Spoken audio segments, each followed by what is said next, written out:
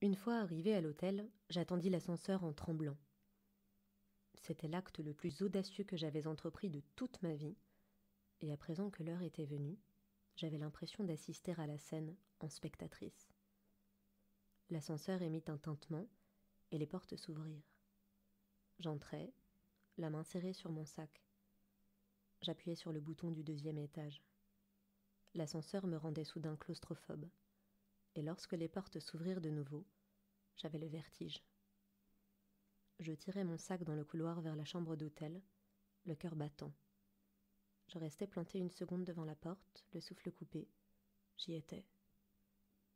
Une fois que je serais entré, je ne pourrais plus faire machine arrière.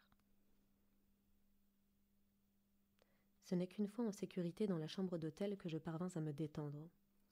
Je me débarrassai de mes chaussures et défis rapidement mon sac.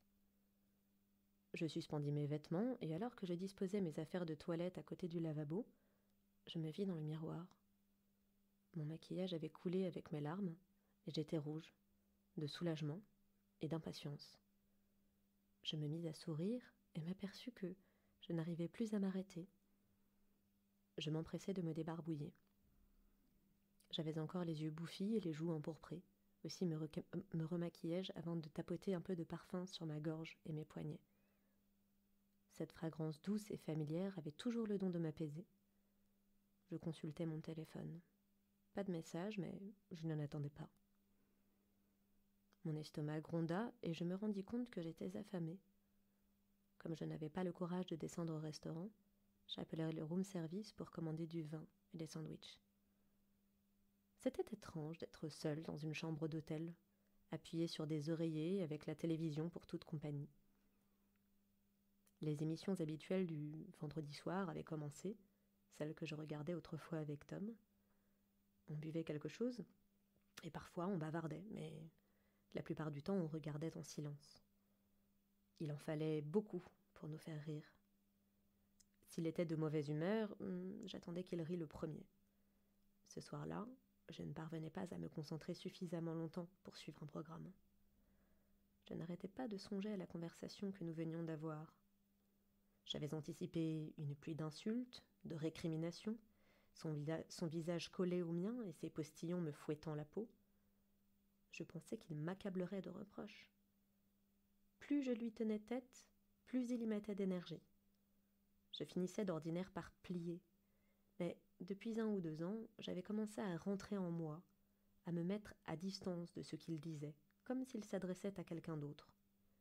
Il s'en était aperçu, évidemment, et avait redoublé d'efforts. Ce n'était pas un jeu, ça ressemblait davantage à une guerre. Je m'étais attendue à ce que ce soit difficile de sortir de la maison. Non parce qu'il serait violent, jamais il ne levait la main sur moi pendant les disputes, il gardait toujours quelques centimètres entre nous, mais plutôt parce qu'il détestait ne pas avoir le dernier mot. C'était épuisant. Parfois, il remettait sur le tapis une querelle qu'il avait perdue des années auparavant et essayait de remporter la victoire. J'avais imaginé que cela se produirait ce soir. Je fronçais les sourcils. J'avais réussi à partir si facilement. Comment expliquer cela ? Je ressentis un pincement de culpabilité en repensant au message qu'il m'avait envoyé depuis que j'avais quitté la maison. Il n'était pas toujours affreux, je le savais. Il pouvait aussi se montrer gentil, généreux. Ces textos me rappelaient l'homme qu'il était au début de notre relation. À cet instant, je perçus un bruit dans le couloir et me penchai en avant, l'oreille tendue. J'entendis la porte coupe-feu se refermer lentement, puis un bruit sourd. Je me levai d'un bond et ouvris la porte à la volée. Un employé poussait une desserte vers la chambre voisine. « Oh, désolé, cette porte est un cauchemar. J'espère que je ne vous ai pas dérangé. »« Non, non, pas du tout, répondis-je déçu. Pas de problème, je pensais que vous m'apportiez à manger. » Je retournai devant la télévision et me remis à zapper. Feuilletons, jeux, infos, rien qui soit susceptible de m'intéresser en ce moment. Je n'avais pas pensé à emporter un livre et regrettais de ne pas avoir pris mon iPad. Par habitude, je me levai et me mis à faire les 100 pas. Mais cela ne fit qu'augmenter mon anxiété, et je regagnai rapidement mon lit. Je sortis mon téléphone pour regarder quelques sites d'information et un forum que j'aimais bien, mais j'étais incapable de me concentrer. Cette conversation avec Tom m'avait épuisée, désorientée aussi. Devant la porte, des plats tintèrent, puis on toqua. « Room service !» Dès que l'employé fut reparti, je me versai un grand verre de vin. La pluie tombait drue à présent, frappant la vitre.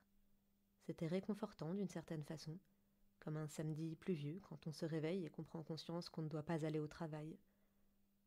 Je passai un long moment à la fenêtre, à contempler les phares des voitures, flous, à travers le carreau mouillé, alors qu'elles passaient sur la route. Aucune n'entra dans le parking de l'hôtel. Où Harry était-il passé ? Il me fallut un moment avant de comprendre qu'il ne viendrait pas ce soir-là.